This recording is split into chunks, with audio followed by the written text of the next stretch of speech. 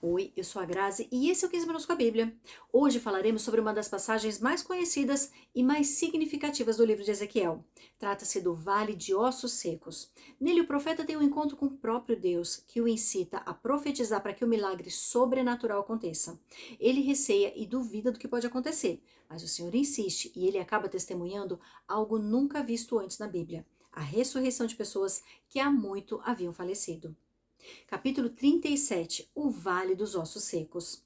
A mão do Senhor estava sobre mim, e por seu espírito ele me levou a um vale cheio de ossos. Ele me levou de um lado para o outro, e pude ver que era enorme o número de ossos no vale, e que os ossos estavam muito secos. Ele me perguntou: Filho do homem, estes ossos poderão tornar a viver? Eu respondi: Ó soberano Senhor, só tu o sabes. Então ele me disse: Profetize a esses ossos e diga-lhes: ossos secos, ouçam a palavra do Senhor. Assim diz o soberano, o Senhor, a esses ossos: Farei um espírito entrar em vocês, e vocês terão vida. Porém, tem dois em vocês, e farei aparecer carne sobre vocês, e os cobrirei com pele. Porém, o espírito em vocês, e vocês terão vida. Então vocês saberão que eu sou o Senhor. E eu profetizei conforme a ordem recebida. Enquanto profetizava, houve um barulho, um som de chocalho, e os ossos se juntaram, osso com osso. Olhei, e os ossos foram cobertos de tendões e de carne, e depois de pele, mas não havia espírito neles. A seguir ele me disse: Profetize ao espírito, profetize, filho do homem, e diga-lhe: Assim diz o soberano, o Senhor. Venha desde os quatro ventos, ó Espírito, e sopre dentro desses mortos, para que vivam. Profetizei conforme a ordem recebida, e o Espírito entrou neles. Eles receberam vida e se puseram em pé. Era um exército enorme. Então ele me disse: Filho do homem, estes ossos são toda a nação de Israel. Eles dizem: Nossos ossos se secaram e nossa esperança desvaneceu-se. Fomos exterminados. Por isso, profetize e diga-lhes: Assim diz o soberano, o Senhor. Ó meu povo, vou abrir os seus túmulos e fazê-los sair. Trarei vocês de volta à terra de Israel. E quando eu abrir os seus túmulos e os fizer sair, vocês, meu povo, saberão que eu sou o Senhor. Porém o meu espírito em vocês, e vocês viverão. E eu os estabelecerei em sua própria terra. Então vocês saberão que eu, o Senhor, falei e fiz. Palavra do Senhor. Aqui o Senhor afirma que aqueles ossos tão secos, revelados na visão de Ezequiel, na realidade representam a nação de Israel, que acredita que seus ossos estão secos e que sua esperança já está desvanecida. E mesmo diante de uma situação que parece tão irreversível quanto a morte, basta uma palavra do Senhor para que tudo o que parecia perdido possa ser restaurado completamente. É pela boca de Deus que a vida é restituída. É pelo poder de seu Espírito que se pode trazer à existência na terra qualquer coisa. Somente quando recebemos em nós o Espírito de Deus é que podemos ter a verdadeira vida abundante conquistada por Jesus na cruz. Sem ele, não passamos de um monte de ossos ressequidos, carentes de propósito e de vida. Versículo 15: Uma só nação e um só rei.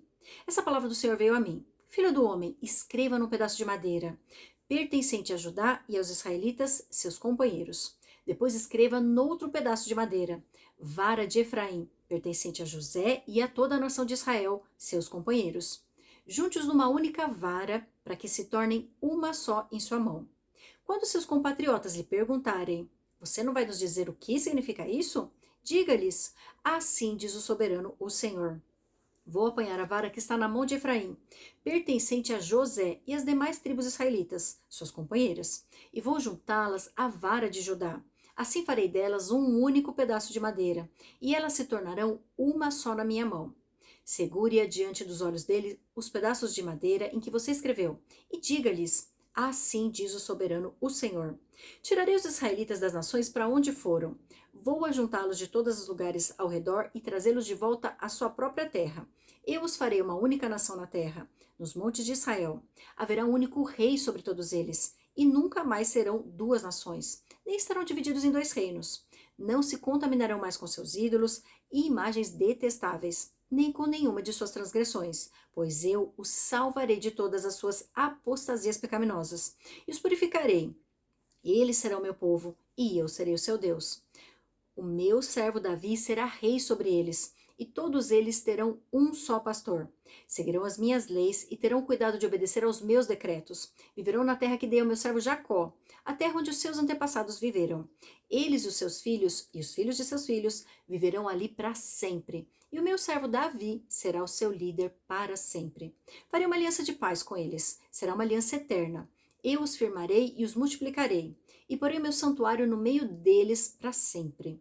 Minha morada estará com eles. Eu serei o seu Deus. E eles serão o meu povo. Então, quando o meu santuário estiver entre eles para sempre, as nações saberão que eu, o Senhor, santifico Israel. Desde a morte de Salomão, Israel e Judá foram divididas, e assim permaneceram por toda a era de reis e até o exílio na Babilônia. Mas vemos aqui que o Senhor providenciaria para que as duas nações retornassem à sua terra e se unissem sob o governo de um único rei, descendente de Davi. Creio que o rei a que se refere não é um rei terreno, mas sim o rei eterno, Jesus. Somente sob a sua liderança é que as nações passariam a ter um único pastor para lhes guiar e cuidar. Capítulo 38. Profecia contra Gog. Veio a mim esta palavra do Senhor. Filho do homem, vire o rosto contra Gog na terra de Magog, o príncipe maior de Meseque e de Tubal. Profetize contra ele e diga: assim diz o soberano, o Senhor. Estou contra você, ó Gog, príncipe maior de Meseque e de Tubal. Farei você girar, porei anzóis em seu queixo e o farei sair com todo o seu exército, seus cavalos, seus cavaleiros, totalmente armados em uma grande multidão, com escudos grandes e pequenos, todos eles brandindo suas espadas. A Pérsia, a Etiópia e a Líbia estarão com eles, todos com escudos e capacetes. Gomer, com todas as suas tropas, e Bet-Togarma, no extremo norte, com todas as suas tropas. Muitas nações com você. Apronte-se, esteja preparado, você e todas as multidões reunidas ao seu redor, e assuma o comando delas. Depois de muitos dias, você será chamado às armas. Daqui a alguns anos, você invadirá uma terra que se recuperou da guerra, cujo povo foi reunido dentre muitas nações dos montes de Israel, os quais por muito tempo estiveram arrasados. Trazido das nações, agora vivem em segurança. Você, todas as suas tropas e as muitas nações subirão. Avançando como uma tempestade, você será como uma nuvem cobrindo a terra. Assim diz o soberano, o Senhor. Naquele dia virão pensamentos à sua cabeça e você maquinará um plano maligno. Você dirá: invadirei uma terra de povoados, atacarei um povo pacífico e que de nada suspeita, onde todos moram em cidades sem muros, sem portas e sem trancas.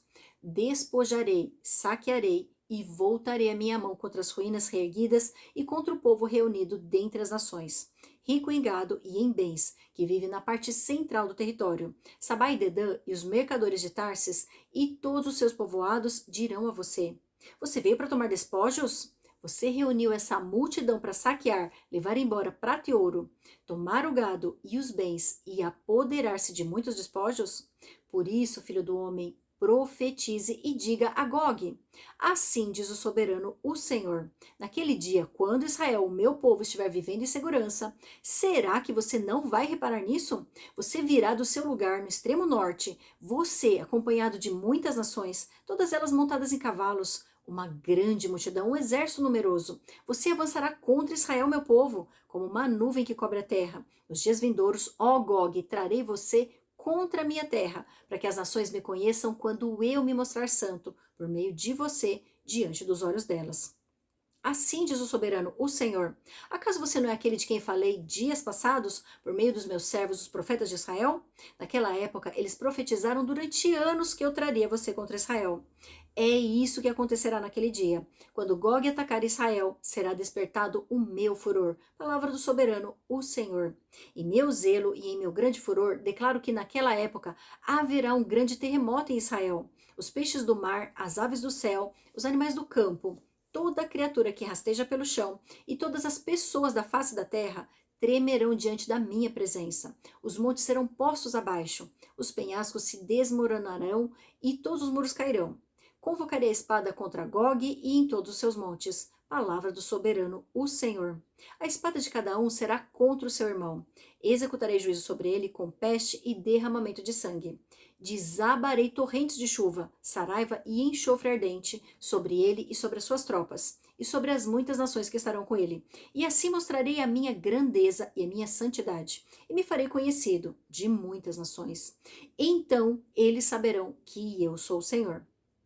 Olha que intrigante, acabamos de ver uma profecia dizendo que o Senhor juntaria novamente as nações de Judá e Israel, mas logo na sequência temos uma palavra dizendo que Gog seria enviado pelo próprio Deus contra o seu povo. E a reflexão que faço é a seguinte: antes mesmo de resgatar e restaurar o seu povo, o Senhor já sabia que não demoraria muito, e eles logo se desviariam dele e precisariam ser novamente oprimidos por outro inimigo. Creio que Deus é tão misericordioso e bondoso que, mesmo sabendo que cairemos lá na frente, ele não desiste de nós e muito menos nos tira o poder da escolha. Mesmo sabendo que nossas decisões serão equivocadas, ele nos permite exercer o livre-arbítrio. Eu te espero no capítulo 39.